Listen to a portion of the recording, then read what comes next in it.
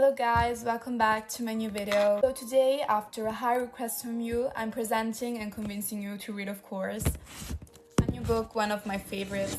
So are you ready to immerse yourself in a novel that has captivated readers for generations? After this overwhelming demand, I've seen like 14 comments asking me about this book.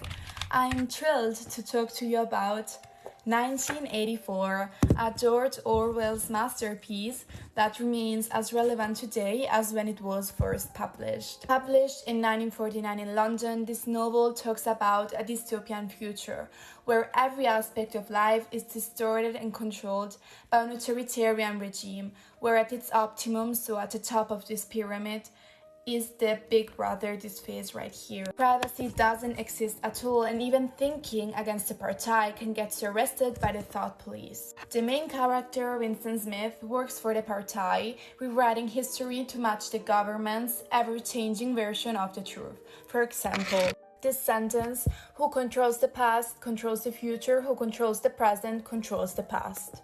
Returning to Winston, he secretly hates the party and dreams of rebellion. He starts questioning the strict rules and the constant surveillance, how we can see in this picture, hoping for a world where truth and freedom still exist. Like we said before, Winston is a member of the party and he works for the Minister of Truth in London. And one day he meets Julia and they fall in love. So the fact that they fall in love is itself against the belief of the party, ending to be actually arrested for being in love, so being against the government. But of course, for the author, there is something behind that character. His journey represents the human desire to preserve autonomy and personal thought, despite the system that attempts to crush dreams and thoughts of people, transforming them into machines without a brain. What makes 1984 such a beautiful piece of literature, even though I personally found it hard to read, is its ability to challenge reader perceptions of government, freedom, and truth. Through this storytelling, Orwell asks us to reassess the world around us and examine the ways in which power can be manipulated to achieve the dominance over the masses. After the fame and success this book had, various programs and TV series were born related to it. For example, the reality TV show Big Brother is inspired by the book 1984 by George Orwell. In the book, the Big Brother is a symbol of total control, like we said before. The government watches every step people make, just like the idea of someone that is watching you. The show Big Brother takes this concept and turns it into entertainment. In the show, a group of people live in a house and cameras watch them all the time. They have no privacy and everything they do is filmed. Viewers at home get to see how the people behave when they know they are being watched, similar to how citizens in 1984 are constantly monitored by the Big Brother. The idea behind the show was to see how people would act if they were always under surveillance, just like the characters in Orwell's book. However, instead of being controlled by a government, the people in the show are part of a game. It's a modern, less serious take on the same theme of always being watched. Although it was never confirmed by Orwell, some critics have argued that the title 1984 is simply a rearrangement of the numbers 1948, a year in which Orwell was busy finishing the novel. 1984 was first published in 1949, but the concept for the novel really developed during Orwell's stint in the Spanish Civil War in 1936.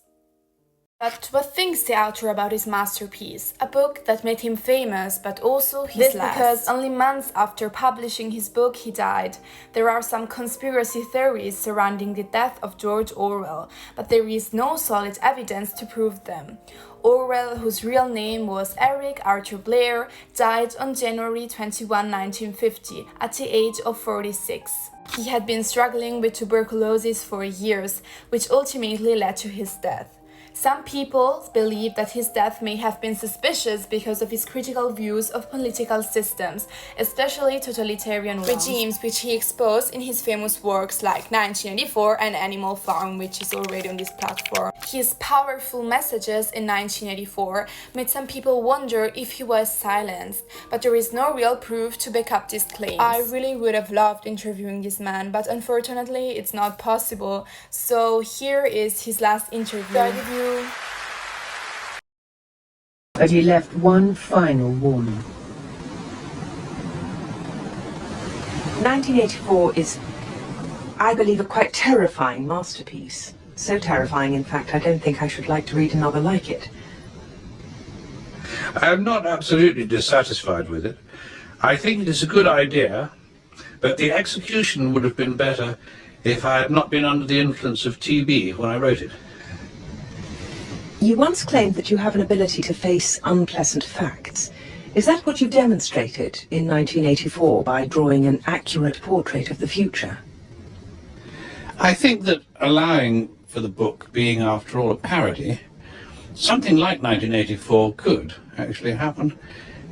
This is the direction the world is going in at the present time. In our world, there will be no emotions except fear, rage, triumph and self-abasement. The sex instinct will be eradicated. We shall abolish the orgasm.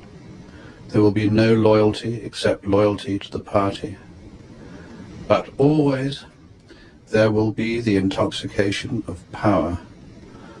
Always, at every moment, there will be the thrill of victory, the sensation of trampling on an enemy who is helpless.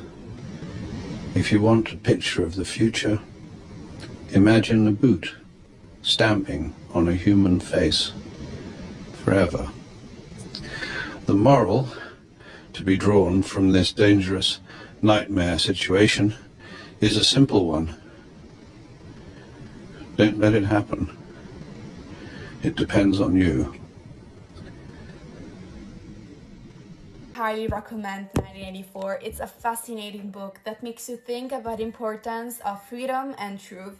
The story is gripping and the world Orwell creates is both scary and thought-provoking. It shows how dangerous it can be when a government has too much power and controls everything, even thoughts of people. If you enjoy stories that make you reflect on society and human nature, this is a must-read. And remember, Big Brother is always watching. Will you dare to resist?